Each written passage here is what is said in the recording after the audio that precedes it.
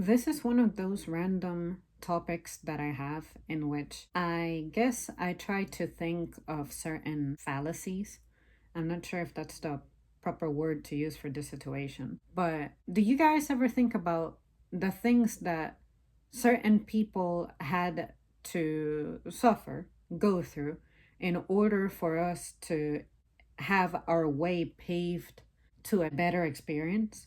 Take, for example, the building of the highway. People had to overwork themselves, people had to die, people had to get hurt, some people had to get sick for that to be something that those of us who are born later can just inherit. We didn't have to experience the beginning of the building of the highway. The most we do is repair it, repave it, which is significantly less tricky than having to clear the land. And you get it, the entire process of what it meant to get the project of the highway started. In modern days, something that I can say I have done, that I have experienced as a worker, is that I've been at my same place, same position. I have contributed ideas that I saw were incorporated into the job that didn't necessarily even benefit people in my position. It didn't benefit just cashiers, it benefited management. An example of that I can provide is with my current actual manager, like the head manager of our department. It took him and I sitting down and creating an actual guide so that future managers, future supervisors could understand how to perform a job that is managerial, such as cash office. I am no longer able to do cash office because it's something that people like me just can't do anymore because they want actual people with the management position to perform that job, which I totally agree with. The only reason I learned that is because way back in the day, I was trying to go out for a supervisor position. I got rejected. It's not that you reject me, I'm gonna forget how to work the office. The office pretty much serves as a bridge to help you become prepared for that role. Just because I got rejected 4 times, it doesn't mean that all of a sudden I'm going to become disqualified or incapable of performing this job. I possess the skill. However, a lot of the newer managers, when they were trying that job for the first time, a lot of people got confused. A lot of people would get it wrong sometimes. And I voiced to my current manager, he actually listens and has no problem actually incorporating that feedback and turning it into something. I suggested to him to create a guide that is digestible. Because in the past, we didn't exactly have a guide. We had someone handwrite instructions on how to do the job. You click on here, you click on there, you key in this and that. That doesn't help someone understand the job, understand the concept. We need to create a guide in which key terms are defined as if this were a class. Say, what does it mean to put something in the system, put something in the computer? What link do you follow to perform what task? And what is the meaning of this task? A deposit? We had to create that because there was no such thing as the meaning of a deposit. And it's not as obvious as you may think because a lot of it happens on the computer. And for someone who may not be well versed with the management of money, with the handling of money like that, from a business sense, you won't understand it. I remember when I was new and I didn't understand it. So after that, we created this guide and it became good enough to where every single new manager who has come in newer times, they haven't struggled to find their place, find their footing. And I'm pretty happy about that. So in a sense, it took me suffering way back in the day with shit instructions and shit training for me to be able to put into words what the problem was, what the challenge was, to help the current generation of people transition into this role without as many hurdles. I hope that makes sense. With that said, something that I can also add is that sometimes people get hurt on the job. I know I have gotten hurt on the job. It's not the kind of hurt that, wow, we got to fill out paperwork, the company has to pay for your injury, nothing like that. It's you may lift something wrong, or you may strain yourself in certain ways because you get really caught up in what you're doing and you don't consider things like shifting weight, gripping things, how to deal with an imbalance of, say, you are a short person, you don't have a lot of upper body strength, but there's something above you that you have to either lift, pull, push. How do you do that? For me, I declared myself incapable of handling anything that's above, maybe like above my belly. I want to say up to bust height. I can handle that just fine, but lifting anything above my shoulders, forget about it. Unless it's something really simple, like a melon, something that weighs about as much as a melon, sure, I can do that. But anything heavier than that, like a case of water, for instance, I wouldn't feel comfortable doing that, just so you know. Well, there have been people who have been suffering physically from the job, and some people feel bad about it. They're like, well, this job is so simple, so easy. Why am I getting hurt? I can tell them, hey, maybe what's happening is that you are not watching your posture.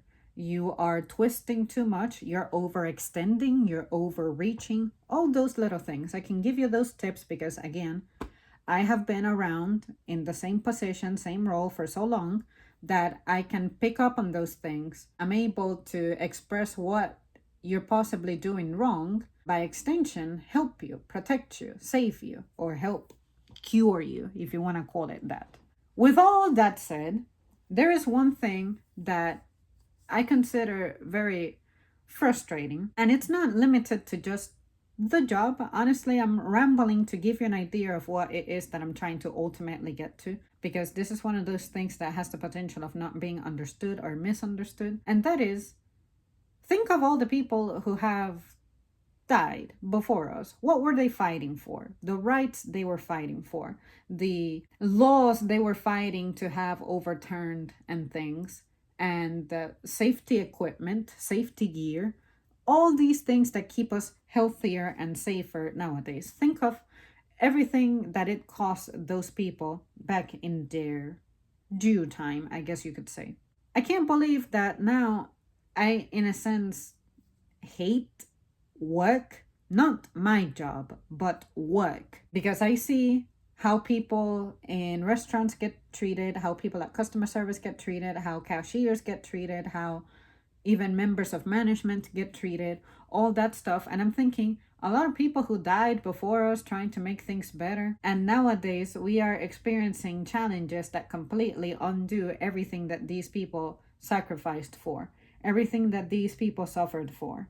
All in the name of entitlement, all in the name of stupid people who cannot handle their emotions, who became too comfortable, who became unrealistic about the availability of things, and you try to communicate it to them, and they're just in absolute, utter denial.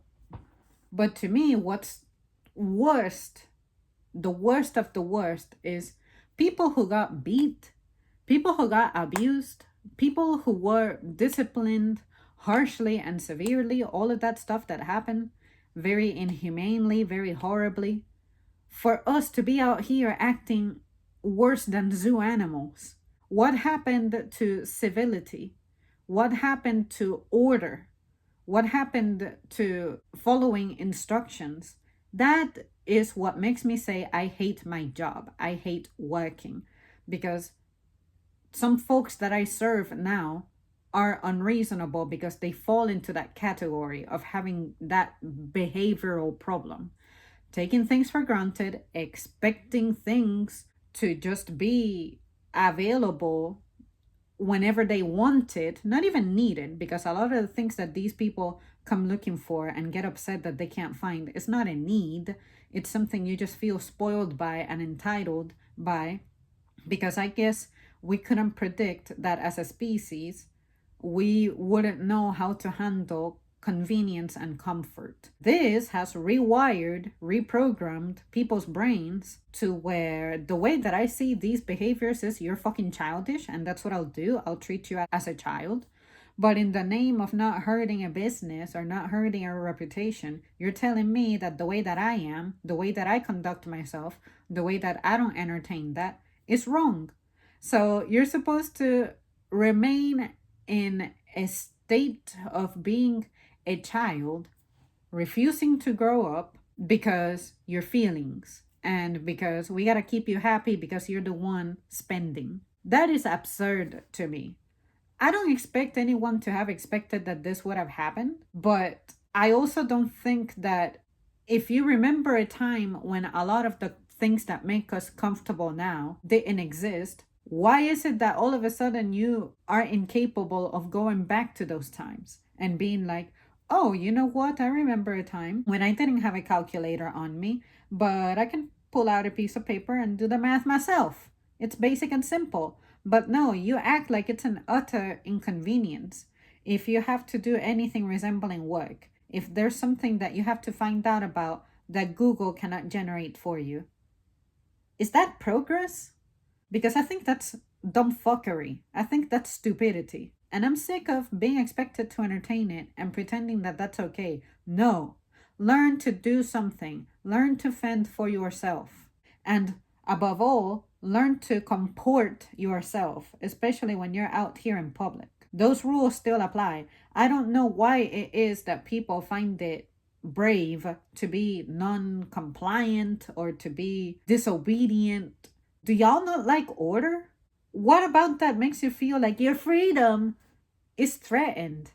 That is absurd. I think I lack more freedom when there isn't order.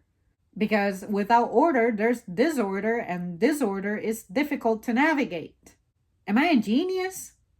Is everybody just stupid? But anyway, I hope that the introduction, the initial thoughts that I shared, and then the expression of the behavioral changes that I observe that make things feel insufferable and unbearable makes sense. Because the entire thought that I had, the entire point of my rambling is to discuss how people died over civility and you being expected to behave yourself and have manners and have courtesy and present yourself well and respect authority, talk appropriately.